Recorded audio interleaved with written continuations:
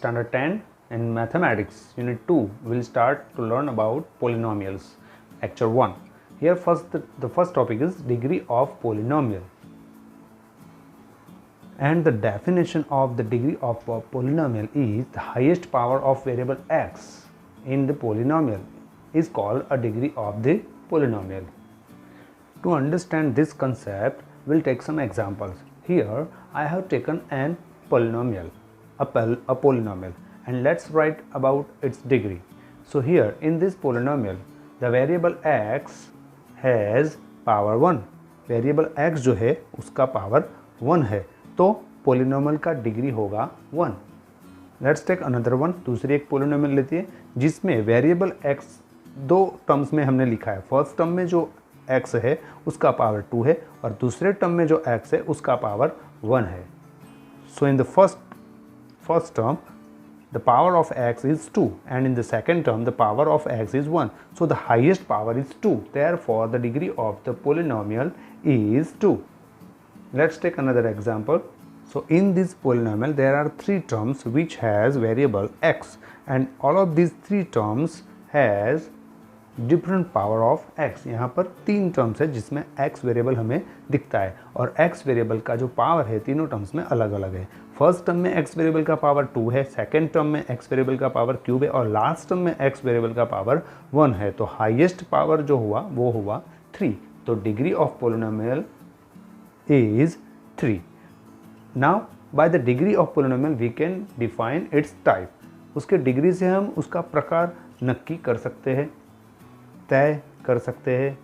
So the polynomial which has degree 1 is called linear polynomial and the polynomial which has degree 2 is called quadratic polynomial, and the polynomial which has degree 3 is called cubic polynomial. So here we'll learn about zeros of linear, quadratic and cubic polynomials.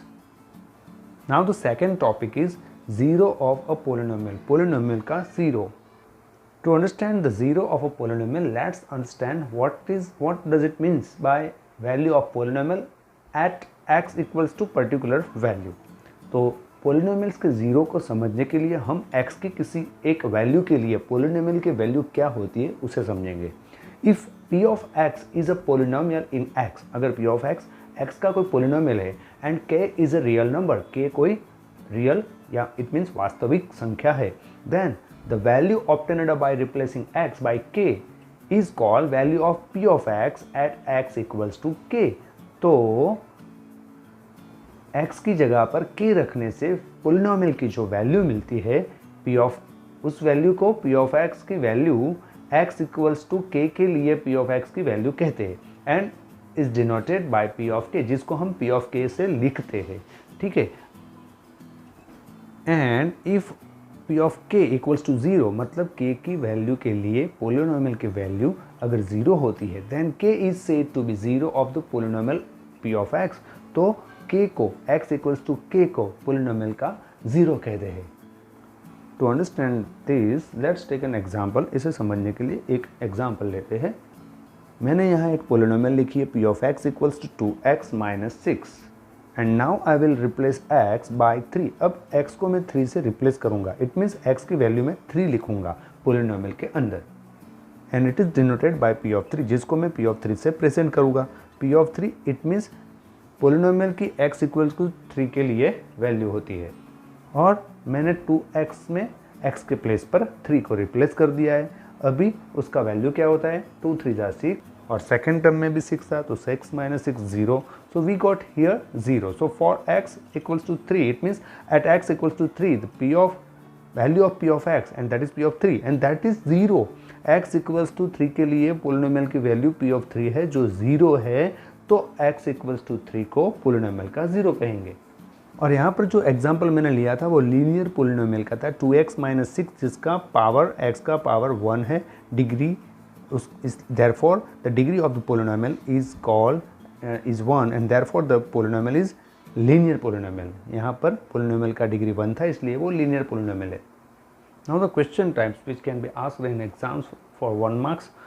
इस chapters में 1 marks के question में true या false में आपको इसका कोई question मिल सकता है या फिल इन द ब्लैंक्स में भी मिल सकता है। 2 मार्क्स में भी कई सारे क्वेश्चन आते हैं। टोटल 6 मार्क्स का इस चैप्टर का वेटेज है बोर्ड एग्जाम में। तो उस हिसाब से यहाँ पर कुछ एक एग्जाम्पल हम लेते हैं जिस टाइप्स के क्वेश्चन इस चैप्टर से पूछे जा सकते हैं। Check if the given value of X is a zero of polynomial. X की गिवन वैल्यू पोलिनोमियल का जीरो है या नहीं वो फाइंड करना है। It's very simple, and to find out that we just replace the value of X with -2। -2 के साथ में एक्स की वैल्यू रिप्लेस कर देंगे और पोलिनोमियल का वैल्यू फाइंड करेंगे। तो x के प्लेस पे -2 मैंने रख दिया है और उसका मल्टीप्लिकेशन -4 होता है। -4 + 3 -1 होता है।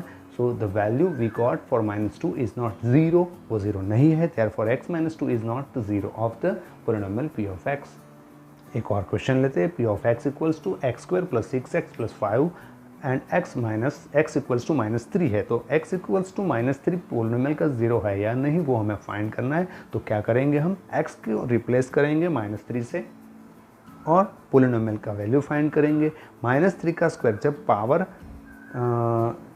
बाइनरी होता है, इट मीन्स इवन नंबर होता है, तो माइनस का प्लस हो जाता है। तो 3 का स्क्वायर होगा +9 और 6 - 3 का मल्टीप्लिकेशन -18 होता है, +5 है पीछे। तो टोटल वैल्यू जो है 9 + 5 पॉजिटिव इंटीजर्स का जो सम है वो 14 हो रहा है और -18 है, तो वैल्यू हुआ -4। So here again we didn't got 0 and therefore -3 is not the 0 of the polynomial p of x. Let's check this polynomial for one more value, and that is x equals to -1. x equals to -1 के लिए इसी polynomial को हम check करते हैं if this value is 0 of polynomial or not, अगर ये value 0 है या नहीं। and for that I have to just replace x by -1। -1 से x को मुझे रिप्लेस करना है। x के जगह पर मैंने पोलिनोमियल में -1 रख दिया है and value I got is 0 and therefore -1 x equals to -1 is the 0 of polynomial। इसी टॉपिक से रिलेटेड एक और तरह का भी क्वेश्चन होता है, तो हम वो भी देख लेते हैं। And the question time is find 0 of polynomial. Polynomial का 0 फाइंड करो। आगे क्या था, आगे क्वेश्चन में था कि कोई x की वैल्यू दी है और वो पोलिनोमियल का 0 है या नहीं वो फाइंड करना था। यहाँ पर आपको खुद फाइंड करना है कि पोलिनोमियल का 0 कौन है। तो एक पोलिनोमियल मुझे दिया गया है p ऑफ x = 2x + 6 और हमें इस पोलिनोमियल का 0 फाइंड करना है। तो करना क्या पड़ेगा, x 0 है क्या, 0 एक ऐसी वैल्यू है जिसके लिए पोलिनोमियल की वैल्यू 0 हो जाती है, तो हम पहले से ही वो लिखेंगे।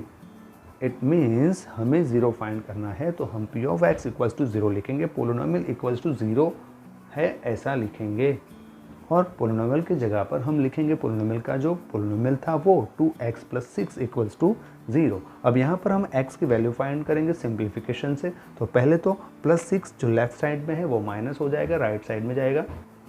फिर x के साथ में जो 2 है वो -6 के डिनोमिनेटर में जाएगा और 6 को 2 से डिवाइड करने से x = -3 मिला और x = -3 ये p ऑफ x 2x + 6 का 0 है, जिसे हम ऐसे क्रॉस चेक कर सकते हैं कि x की जगह पर हम रिप्लेस कर देंगे -3 को। तो p ऑफ x की जो वैल्यू है वो -3 के लिए फाइंड करेंगे, तो p ऑफ -3 फाइंड करना पड़ेगा, जिसमें हम पोलिनोमियल में x के प्लेस पर -3 इनपुट कर देंगे। तो 2 × -3 -6 होगा और पीछे +6 था तो वैल्यू 0 आ गई। इट मीन्स -3 जो है वो पोलिनोमियल का 0 है और हम आंसर कुछ इस तरह से लिखेंगे। 0 p of x is x = -3। अभी मैंने दूसरी एक पोलिनोमियल लिए और वो कौन सी पोलिनोमियल है, क्वाड्रेटिक पोलिनोमियल है जिसका डिग्री 2 है। और फर्स्ट जो क्वेश्चन था उसकी पोलिनोमियल लीनियर पोलिनोमियल थी और उसका डिग्री 1 था।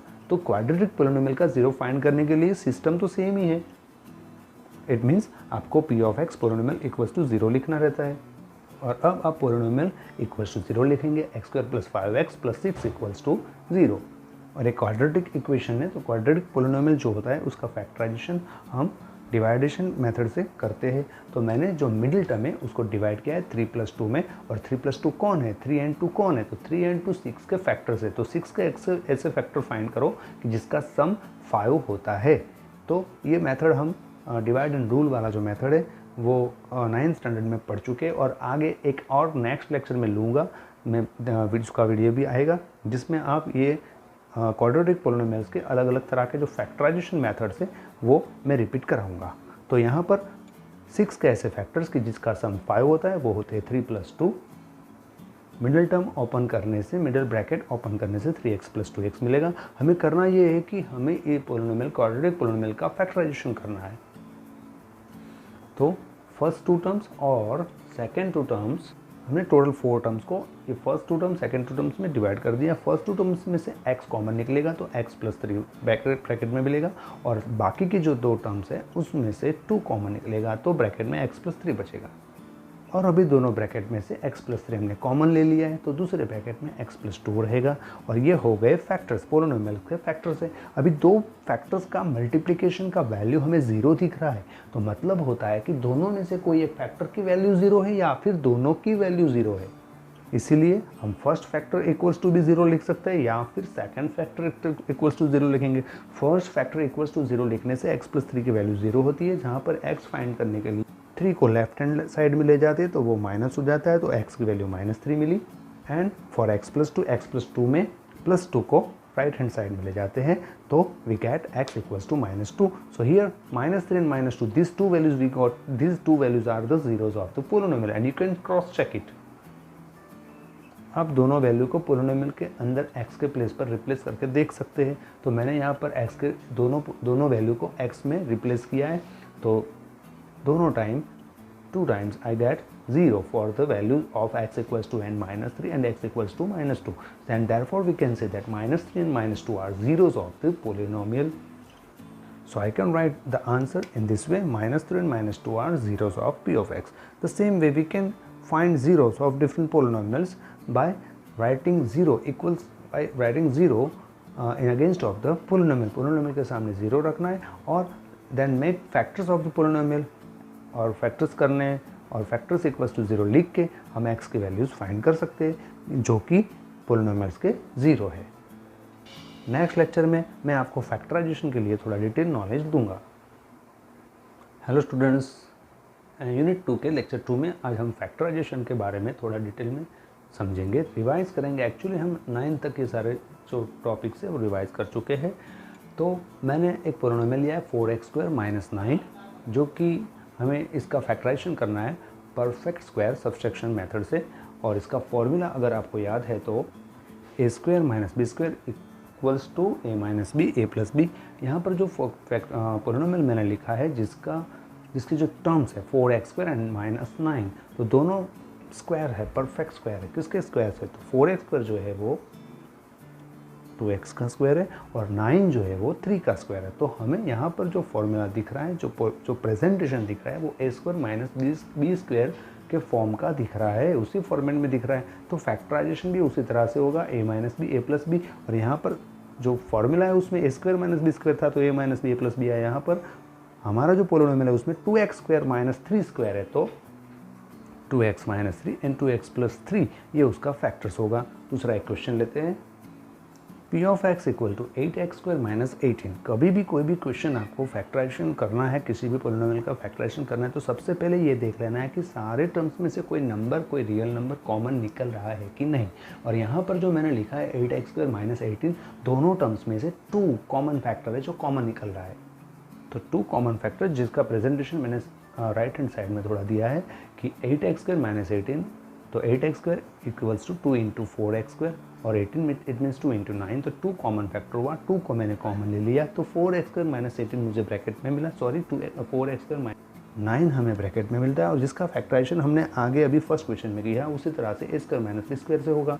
और सेम उसी तरह से पोलिनोमियल के फैक्टर्स हो गए 2 × ब्रैकेट 2x + 3 का ब्रैकेट और दूसरा ब्रैकेट मल्टीप्लिकेशन में 2x - 3 का ब्रैकेट। तो ये था perfect square subtraction method, a² - b² के फॉर्मूला से फैक्टराइजेशन। दूसरा एक मेथड था मिडिल टर्म स्प्लिटिंग मेथड। तो यहाँ पर मिडिल टर्म स्प्लिटिंग मेथड में मिडिल टर्म्स को हमें स्प्लिट करना होता है, उसके 2 पार्ट्स लिखने होते हैं। जैसे कि 5 लिखा है तो 5 के 2 पार्ट्स करने हैं, जैसे कि 4 + 1 लिख सकते हैं, 3 + 2 लिख सकते हैं, 2 + 3 लिख सकते हैं। लेकिन कोई भी पार्ट्स नहीं लिख सकते हैं क्योंकि जो पार्ट है उसका लास्ट टर्म 6 से रिलेशन होता है। और कैसे करना है वो देखते हैं हम। तो सबसे पहले आपको फर्स्ट और लास्ट टर्म के जो कोएफिशिएंट्स हैं उनका मल्टीप्लिकेशन, उनका प्रोडक्ट फाइंड करना होता है। x² + 5x + 6 में फर्स्ट टर्म x² है जिसका कोएफिशिएंट 1 है और लास्ट टर्म 6 है जिसका कोएफिशिएंट 6 खुद ही है, 6 इटसेल्फ है। तो दोनों का मल्टीप्लिकेशन होगा 6 होगा। अब क्या करेंगे हम 6 के फैक्टर्स लिखेंगे जो कि होते हैं 6 × 1 एंड 3 × 2। ये 6 का फैक्टर्स है। अब इन फैक्टर्स का हम अभी जो 1 एंड 6 के जो कोएफिशिएंट्स थे जिनका मल्टीप्लिकेशन हमें 6 मिला था जो कि पॉजिटिव है, तो हमने यहाँ पर जो फैक्टर्स अचीव किए हैं, फैक्टर्स हमने ऑब्टेन किए हैं, उन फैक्टर्स का हम सम करेंगे। क्योंकि प्रोडक्ट पॉजिटिव था तो सम करेंगे, प्रोडक्ट नेगेटिव होता है तो सब्सट्रैक्शन करेंगे। तो सम करेंगे 6 इंटू 1, 3 इंटू 2, ये जो फैक्टर्स है जिनका सम करते हैं तो 7 एंड 5 होता है। तो 5 जो है मिडिल टर्म है वो हमें कौन से फैक्टर्स से मिल रहा है? तो मिडिल टर्म 5 हमें 3 और 2 के सम से मिल रहा है। तो हम 5 को 3 एंड 2 में स्प्लिट करेंगे। तो 5 को 3 एंड 2 में स्प्लिट करने से हमें कुछ इस तरह का फॉर्मेशन मिलता है और 3 + 2 का जो ब्रैकेट है उसको हम ओपन करेंगे और जिससे हमें टोटल 4 टर्म्स मिलते हैं, जिसमें से आगे 2 टर्म्स, पीछे 2 terms, front 2 terms and last 2 terms. हम ऐसे इसको डिवाइड कर देंगे कि आगे के 2 टर्म्स में से x कॉमन मिलेगा तो x इंटू एक्स प्लस 3 लिखेंगे और पीछे के 2 टर्म्स में से 2 कॉमन निकलेगा तो हमें मिलेगा 2 इंटू ब्रैकेट एक्स प्लस 3। अभी ये हुआ कैसे? तो मैंने राइट हैंड साइड में यहाँ पर प्रेजेंट कर दिया है कि x² + 3x में x कॉमन कैसे निकल रहा है। x² it means x into x होता है, 3x it means 3 into x होता है। दोनों टर्म्स में हमें x कॉमन मिल रहा है जिसको हमने कॉमन ले लिया है। तो ब्रैकेट में जो रिमेनिंग टर्म्स है वो हम लिखेंगे and those remaining terms are x + 3 और सेम चीज़ 2x + 6 में हो रहा है जिसमें 2 इंटू एक्स और 2 इंटू 3 हो रहा है जिसमें से 2 हमने कॉमन लिया तो x + 3 हमें ब्रैकेट में मिला। तो इसी तरह से कॉमन वाली कोई भी चीज़ कभी भी मैं कैलकुलेशन करता हूँ तो आप रफ में ऐसी सिंप्लीफिकेशन करके समझ सकते हैं। और जैसे कि x + 3 कॉमन ब्रैकेट था, इट मीन्स कॉमन फैक्टर था, तो जिसको हमने कॉमन लिख दिया तो ब्रैकेट में रिमेनिंग टर्म्स x + 2 हम लिखेंगे और ये हमारा मिल गया फैक्टराइजेशन का आंसर। तो फैक्टराइजेशन में एक्चुअल हमें इतना ही लिखना होता है जो कि मैंने नीचे बॉक्स में लिखा है p ऑफ x पोलिनोमियल लिख के आंसर x + 3 x + 2 तक का। और ये जो ऊपर सिंप्लीफिकेशन जो मैंने समझा है वो हमें रफ में समझना होता है। अगर आप डायरेक्ट कर सकते हैं तो इट्स ओके। एक और क्वेश्चन लेते हैं। Let's take one more question. p of x = 2x² + 3x - 9। तो इसका फैक्टराइजेशन कैसे करना है? सबसे पहले first of all we will get product of the coefficients of the first and last terms and product of these two coefficients is -18. 2 into -9 it means -18. Now we'll make factors of 18. तो factors हमें मिलते हैं 18 into 1, 9 into 18 and 6 3 18। अभी ये जो factors है उनका हम क्या करेंगे? तो उनका हम subtraction करेंगे। और subtraction क्यों करेंगे? तो जो प्रोडक्ट था वो -18 था, नेगेटिव है, तो इसलिए हम ये जो हमें फैक्टर्स मिले 18 into 1, 9 into 2, 6 into 3 उनका सब्सट्रैक्शन करेंगे और जिसके सब्सट्रैक्शन के वैल्यूज जो है 17, 7 और 3 आ रहा है जिसमें से 3 वैल्यू पोलिनोमियल का मिड टर्म है। तो मिड टर्म का हम क्या करेंगे? हम उसको स्प्लिट करेंगे। किस में स्प्लिट करेंगे? 6 - 3 में स्प्लिट करेंगे। तो मिड टर्म 3 को मैंने 6 - 3 में स्प्लिट किया है और फिर ब्रैकेट ओपन कर दिया है तो 6x और 3x मुझे मिला है। अभी total 4 terms here we got and now we will divide them, we will separate them in first 2 terms and last 2 terms. From the first 2 terms we'll get something common and that is 2x. So taking 2x common we'll get that remains x + 3 in the bracket. Okay और ये common होने का process मैंने आगे आपको समझाया, उसी तरह से आप रफ वर्क में समझ सकते हैं। -3x - 9 ये जो 2 टर्म्स है उसमें से हम क्या कॉमन लेंगे? तो -3 कॉमन लेंगे and there remains x + 3 in the bracket. Now the bracket of x + 3 is the common bracket. So let's take x + 3 as the common bracket and what will remain in the another bracket? That remains 2x - 3 and these are the factors of the polynomial. Let's take one more example here. First of all तो सबसे पहले first and last coefficients का हमने product find किया, वो मिला हमें -12। 12 के फैक्टर्स हमने फाइंड किए 12 into 1, 6 into 2, 4 into 3 और -12 नेगेटिव है इसलिए हम इन फैक्टर्स का सब्सट्रैक्शन करेंगे तो 12 - 1 का वैल्यू 11 मिलता है, 6 - 2 का वैल्यू 4 मिलता है, 4 - 3 का वैल्यू 1 मिलता है। अभी मिड टर्म जो था वो 4 है और इसीलिए जिस फैक्टर का सब्सट्रैक्शन में 4 मिल रहा है उसी फैक्टर्स को हम 4 को स्प्लिट करने के लिए यूज़ करेंगे।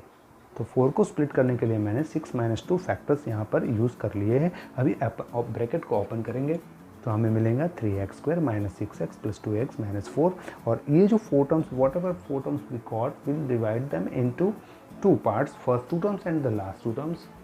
एंड फर्स्ट 2 टर्म्स में से 3x कॉमन मिलेगा और लास्ट 2 टर्म्स में से 2 कॉमन निकलेगा तो हमें मिलेगा x - 2। अभी x - 2 का ब्रैकेट कॉमन ब्रैकेट है जिसे कॉमन लेने पर हमें मिलता है x-2 और 3x+2 फैक्टर्स मिलते हैं।